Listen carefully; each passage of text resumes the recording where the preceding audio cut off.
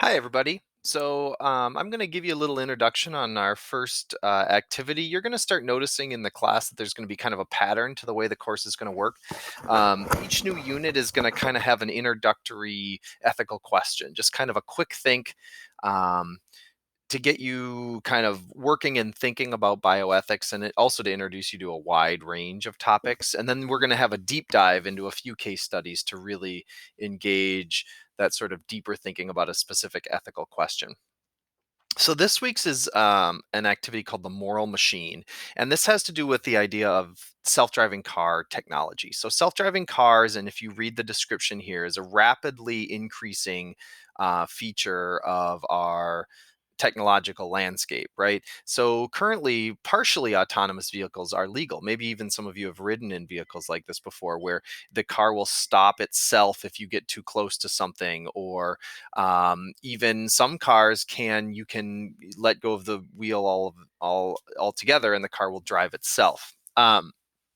But all of these cars are considered partially autonomous, meaning there's still required to be a driver behind the wheel, and that driver has to have some control of the vehicle.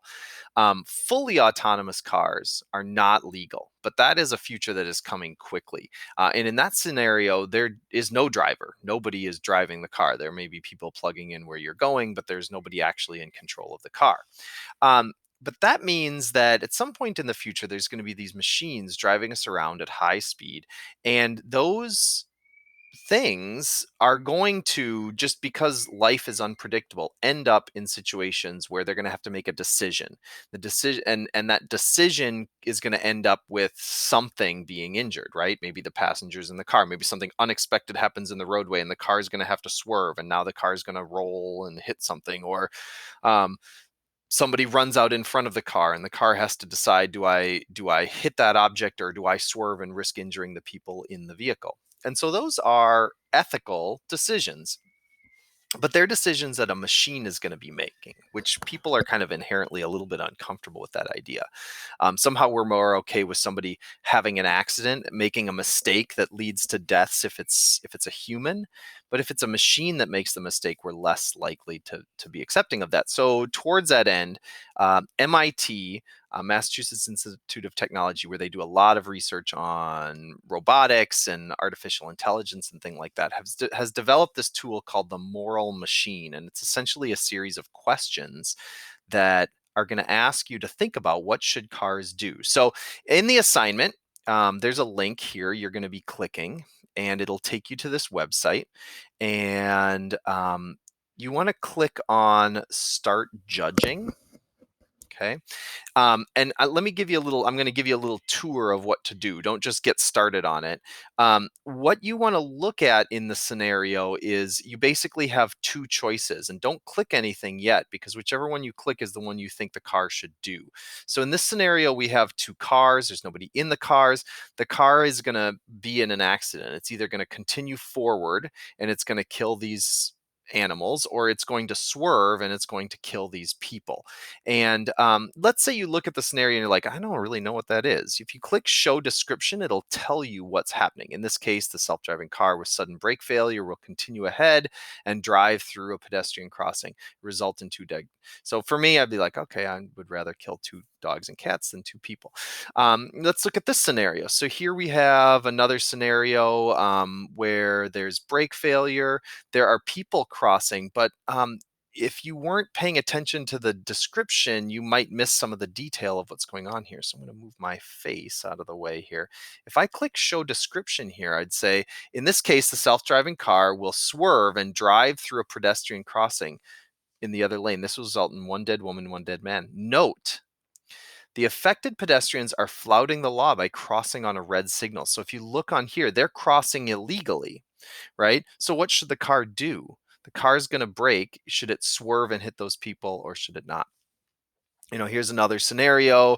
We have, four people in the car. If you click on show description, you can read what those people are like. There's a female athlete, a man, a dog, and an elderly man will die in the car. Versus, do you want in this car the same people, a female athlete, a man, a dog, and an elderly man, but they're the ones in the car? Who should the car kill? These people are crossing legally, though, right?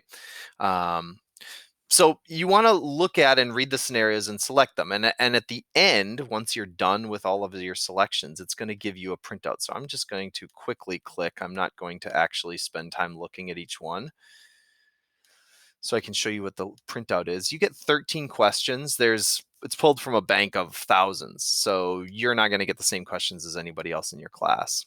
And you might not get any questions about some topics. Let's see. The summary is based on your judgment. So would you like us better to help? Um, so if you click no, you get the results. And this is the page you're going to need for the discussion post. So when you look at the discussions, it's going to tell you what you prefer to do. Who's your most saved character? Who's your most killed character? Now, this is random. It's not actually that I want to save children or female children and kill grandmothers. I just clicked randomly the right side of the screen every time. But the questions here will tell you what does matter to you and what doesn't matter to you. So does it matter to save lives or protect passengers or uphold the law? Do you care about upholding the law? What about intervention? Do you want the car to just like do what's going to happen anyway, or do you want it to do something and swerve? Because then the car has to make a decision. Do you have a preference for gender or species or age or fitness level or social value? There's going to be some questions where it's like, do we kill the doctor or do we kill the criminal? Or does it not matter? What if the doctor's crossing the crosswalk against a red light and the criminal's in the car? Who should die then, right? So you're going to look at these, and that's what you're going to be doing your discussion post on. So if I go back into the course and I look at Unit 2, sorry, it's going to take a second to process here. After you've done the introductory activity, you can click on the reflection.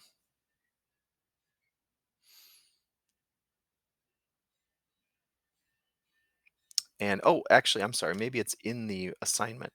Yep. Okay. So once you've done, you're going to go to the reflection and you're going to complete this discussion in Schoology by answering these questions. So you decide who you keep to save, and I want you to consider these things. Who did you protect?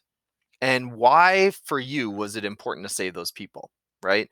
And then were there any scenarios, identify at least one scenario that you remember that was difficult for you to decide? Or if it's your results came out different than what you thought they would, like you ended up saving criminals more than doctors or old people more than young people or whatever, animals more than people, think about um, you why you may have done that, or why it was difficult for you to decide on some of those where you're like, I don't know who to kill, so I just got to pick something. Like, think about the tough decisions. What did you do in that situation? What was your decision making process? And that's this activity. That's the intro activity. Should take you maybe 15 minutes or so. Maybe a 20.